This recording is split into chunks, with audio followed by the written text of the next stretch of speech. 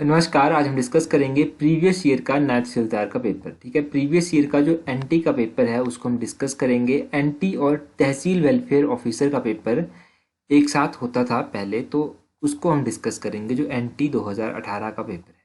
ठीक है, इसको हम डिस्कस कर रहे हैं। तो सबसे पहले जो सेक्शन हम डिस्कस करेंगे वो हम एचपीजीके का सेक्शन जो है वो डिस्कस करेंगे। ठीक है, एचपीजीके को हम डिस्कस करते हैं। ओके, तो एचपीजीके का पहला क्वेश्चन यहाँ से स्टार्ट होता है। हिंदी और इंग्लिश दोनों में क्वेश्चन है, परंतु हम हिंदी में ही इन क्वेश्चंस को पढ़ेंगे। अगर कुछ क्वेश्चन हिंदी में समझ नहीं आएगा तो उसको इंग्लिश में भी पढ़ लेंगे। सबसे पहला क्वेश्चन है क्वेश्चन नंबर 63। यहाँ पर जो एचपीजीके का है, किस मुगल सम्राट ने कांगड़ा किले के अंदर मस्जिद बनवाई थी? कांगड़ा किले के बारे में आपको पता है, कांगड़ा का जो किला है वो बाणगंगा नदी के किनारे स्थित है। एक साइड तो उसके बाणगंगा बहती है और दूसरी साइड उसके माझी नदी बहती है। माझी नदी है एक डिस्ट्रिक्ट कांगड़ा में, वो उसके किनारे बहती है कि दोनों ही ब्यास की सहायक नदियां हैं। तो अगर बात करें कि कांगड़ा किले के अंदर मस्जिद किसके द्वारा बनवाई गई थी, तो वो बनवाई गई थी जहांगीर के द्वारा। क्वेश्चन नंबर 63 का ऑप्शन सी जो है वो सही आंसर है।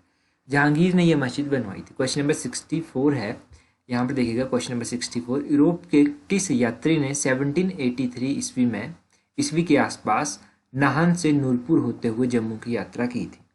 ठीक है, तो ऐसा कौन सा यूरोपियन था जिसने जो था 1783 में जो था वो नाहन से होते हुए नूरपुर की यात्रा की? काफ़ी इंपॉर्टेंट और काफ़ी अच्छा क्वेश्चन है ये। इस तरह के क्वेश्चन पूछे जाते हैं अक्सर। तो इस क्वेश्चन का सही आंसर जो है वो है ऑप्शन बी, फॉरेस्टर। फॉरेस्टर के द्वारा ये यात्रा जो थी वो की गई थी।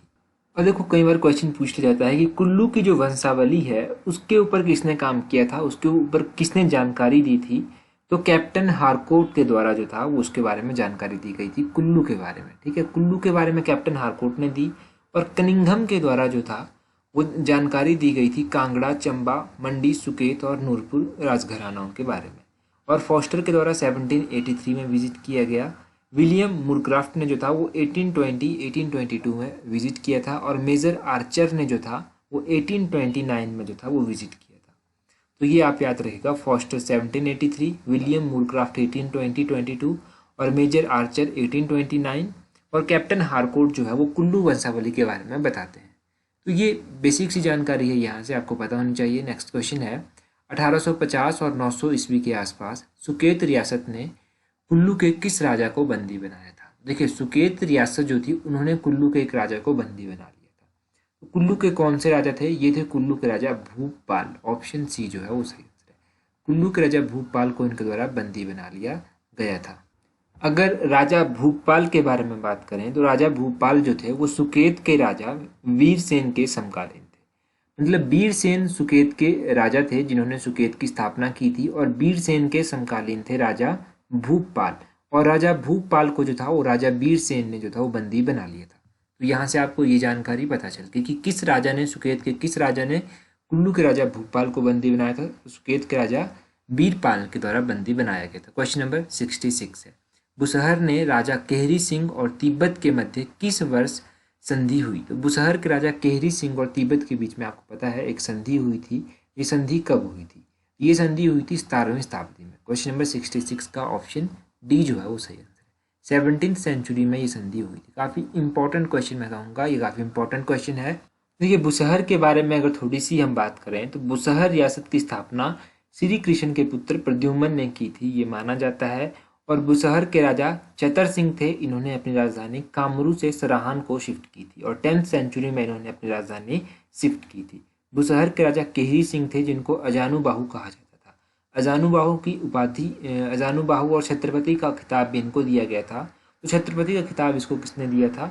राजा केहरी सिंह को औरंगजेब के द्वारा छत्रपति का खिताब दिया गया था।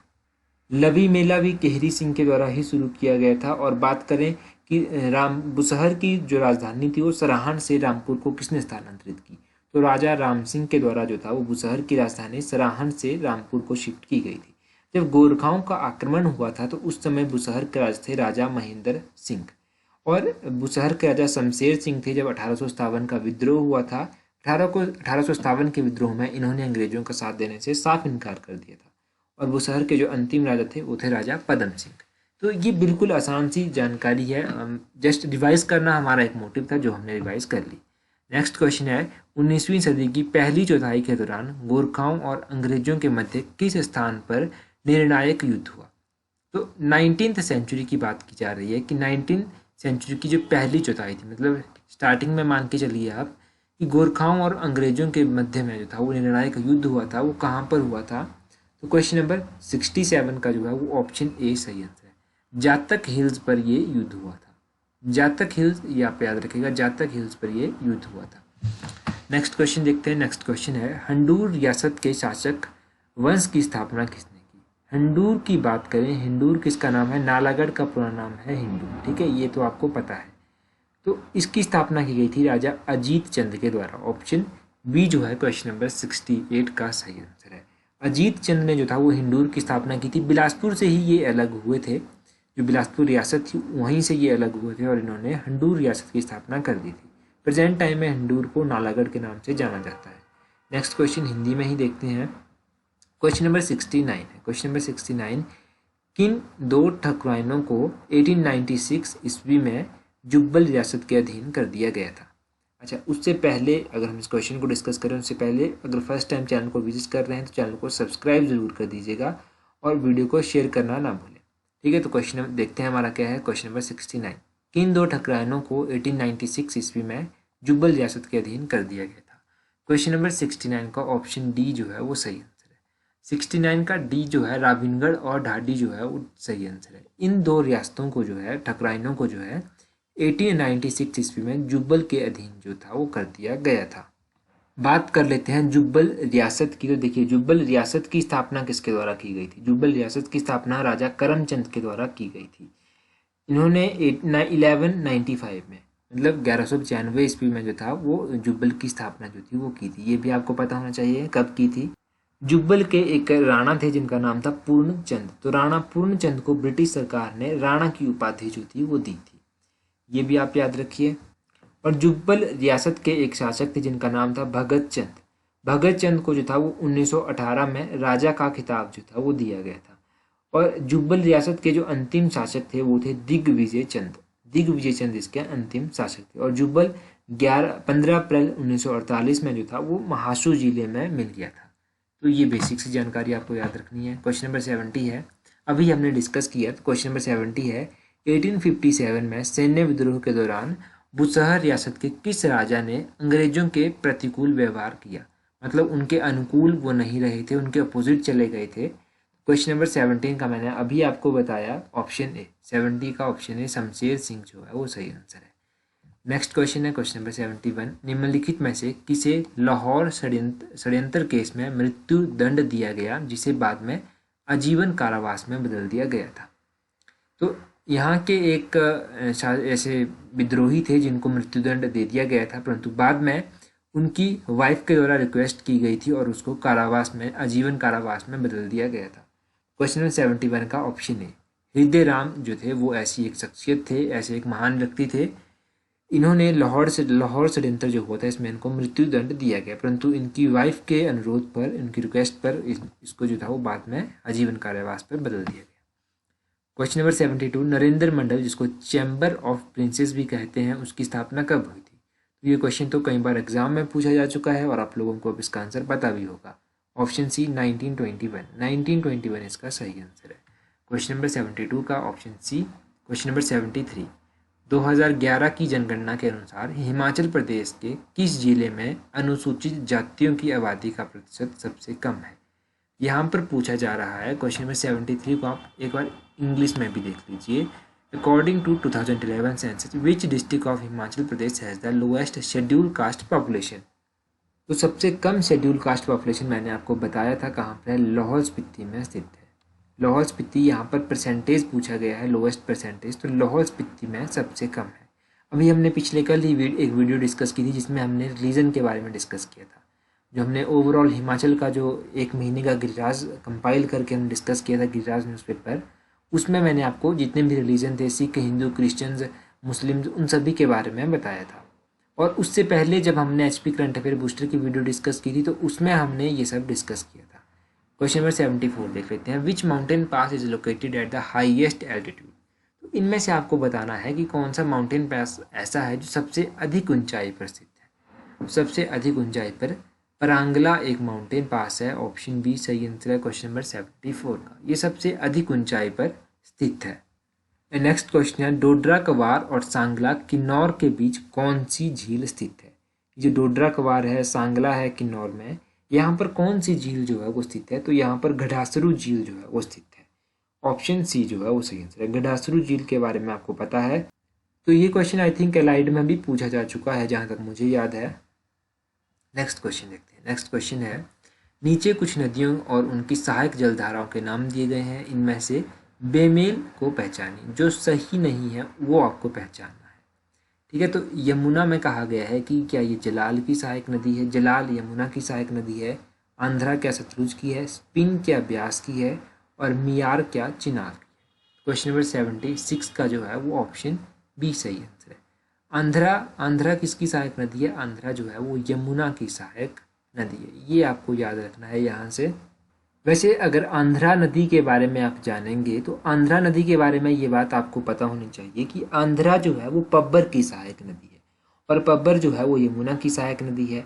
आंध्रा नदी जो है वो, या फिर आंध्रा नदी कह लीजिए या जलधारा कह लीजिए, ये निकलती कहाँ से है? ये एग्जैक्टली निकलती है चिड़गांव विलेज है डिस्ट्रिक्ट शिमला में, वहाँ कहीं से ये निकलती है। और आंध्रा पब्बर की सहायक है, पब्बर यमुना की है। तो पब्बर कहाँ से निकलती है? पब्बर जो है वो चंदरनाहन से निकलती है। चंदरनाहन झील है डिस्ट्रिक्ट शिमला में, यहाँ से ये निकलती है। नेक्स्ट क्वेश्चन देखते हैं। नेक्स्ट क्वेश्चन है, पब्बर नदी को पोषक करती है। देखिए यहाँ पर अभी मैंने डिस्कस किया और अभी ये क्वेश्चन आ गया, तो ऑप्शन सी सही आंसर है क्वेश्चन नंबर 77 का। 77 का ऑप्शन सी चंदरनाहन सही है। नेक्स्ट क्वेश्चन देखते हैं। नेक्स्ट क्वेश्चन है क्वेश्चन नंबर 78, शिकारी देवी वन्य प्राणी शरण स्थल हिमाचल प्रदेश के मंडी जिले के किस कस्बे के पास स्थित है। यहाँ पर आपको बताना है कि शिकारी देवी वाइल्ड लाइफ सेंचुरी जो है वो मंडी में स्थित है, ये आपको पता है, परंतु कौन से टाउन के समीप ये स्थित है, तो ये सुंदरनगर टाउन के समीप स्थित है। क्वेश्चन नंबर 78 का ऑप्शन डी जो है वो सही आंसर है, सुंदरनगर के समीप ये स्थित है। क्वेश्चन नंबर 79 है, फुल्लैच त्योहार हिमाचल प्रदेश के किस क्षेत्र से प्रमुख रूप से जुड़ा है। फुल्लैच फेस्टिवल कहाँ से जुड़ा हुआ है, आपको पता है किन्नौर से जो है वो जुड़ा हुआ है। 79 का ऑप्शन बी जो है वो सही आंसर है, किन्नौर से जुड़ा हुआ त्यौहार है फुल्लैच। चंबा का मिंजर मेला किस दिन शुरू होता है। चंबा का मिंजर मेला कब शुरू होता है, कई बार मैंने आपको बताया है, जब भी हम फेयर और फेस्टिवल डिस्कस करते थे तब चंबा का नाम आता था। चंबा का मिंजर मेला जो है वो second Sunday off Shravan month को शुरू होता है और third Sunday off Shravan month को समाप्त हो जाता है। सावन महीने के दूसरे रविवार को ये शुरू होता है। ऑप्शन बी सही आंसर है, second Sunday off Shravan month. ये आप याद रखिएगा। खत्म कब होता है, तो third Sunday off Shravan month को ये समाप्त हो जाता है। क्वेश्चन नंबर 81 देखते हैं हम, हमारे पास क्या है। निम्नलिखित में से कौन चित्रकला कलम केशव दास की रसिक प्रिया नायक नायिका प्रसंग के बारे में है। तो अगर बात करेंगे चित्रकला के बारे में तो क्वेश्चन नंबर 81 का सी सही आंसर है, ये अर्की इसका सही आंसर होगा। ठीक है, ये इसका सही आंसर है। क्वेश्चन नंबर 82 है, निम्नलिखित में से कौन सा मंदिर पैगोडा शैली में बना है। तो पैगोडा शैली में कौन सा बना है, हडिम्बा मंदिर जो कि मनाली में स्थित है, वो पैगोडा स्टाइल में बनाया गया है। नेक्स्ट क्वेश्चन है क्वेश्चन नंबर 83। क्वेश्चन नंबर 83 भी काफ़ी इंपॉर्टेंट क्वेश्चन है। इसमें कहा जाता है कि हिमाचल प्रदेश में लगभग कितनी सेवाएं पब्लिक सर्विस गारंटी एक्ट के अधीन या फिर इसके इसमें शामिल कर दी गई हैं। तो ये इसमें अगर आप बात करेंगे क्वेश्चन नंबर 83 की, तो ऑप्शन डी सही आंसर है, 187। ये काफ़ी इंपॉर्टेंट क्वेश्चन है, 187 इसका सही आंसर है। क्वेश्चन नंबर 84 है, हिमाचल प्रदेश के चंबा जिले में किस स्थान पर भेड़ प्रजनन फार्म स्थित है। चंबा में कहाँ पर भेड़ प्रजनन फार्म स्थित है, ये आपको पता होना चाहिए। ऑप्शन बी सरोल में ये स्थित है। ठीक है, सरोल में तो होगा डिस्ट्रिक्ट चंबा में। डिस्ट्रिक्ट हमीरपुर में भी एक भेड़ प्रजनन फार्म स्थित है। डिस्ट्रिक्ट हमीरपुर में कहाँ पर है ये आप कमेंट करके बता दीजिए, और डिस्ट्रिक्ट किन्नौर में कहाँ पर है ये भी आप कमेंट करके बता दीजिए। क्वेश्चन नंबर 85, सुकेती जीवाश्म पार्क हिमाचल प्रदेश के किस जिले में स्थित है। ऑब्वियसली सुकेती कहाँ पर है, सुकेती डिस्ट्रिक्ट सिरमौर में स्थित है। क्वेश्चन नंबर 85 का ऑप्शन सी सही आंसर है, सिरमौर में स्थित है ये सुकेती जीवाश्म पार्क। क्वेश्चन नंबर 86 जो है वो है, शिमला शहर की बेंटनी कोठी जिसे ग्रीष्मकालीन महल के रूप में प्रयोग किया जाता है किस रियासत की थी। तो ये कौन सी रियासत की थी, बेंटनी कैसल जिसको कहते हैं। बेंटनी कैसल की अगर बात करेंगे आप, तो ये सिरमौर रियासत की थी। क्वेश्चन नंबर 86 का ऑप्शन डी जो है वो सही आंसर है। 86 का डी सही आंसर। नेक्स्ट क्वेश्चन है क्वेश्चन नंबर 87। जुलाई 1939 ईस्वी में किसने श्री धामी प्रेम प्रचारणी सभा की स्थापना की? तो धामी प्रेम प्रचारणी सभा की स्थापना किसके द्वारा की गई थी? इसकी स्थापना जो थी क्वेश्चन नंबर 87 का ऑप्शन बी भागमल चौहटा जो है वो सही आंसर है। भागमल चौहटा के द्वारा धामी प्रेम प्रचारणी सभा की स्थापना की गई। क्वेश्चन नंबर 88 है हिमाचल प्रदेश में सीमांत जोतों का प्रतिशत लगभग कितना है? तो यहाँ पर पूछा गया है सीमांत को अगर आप हिंदी में देखेंगे तो सीमांत को कहा जाता है what is the approximate percentage of marginal holding in Himachal Pradesh. तो मार्जिनल की बात की जा रही है, कितना है इनका? तो क्वेश्चन नंबर 89 का ऑप्शन डी 69.78 जो है वो सही आंसर है।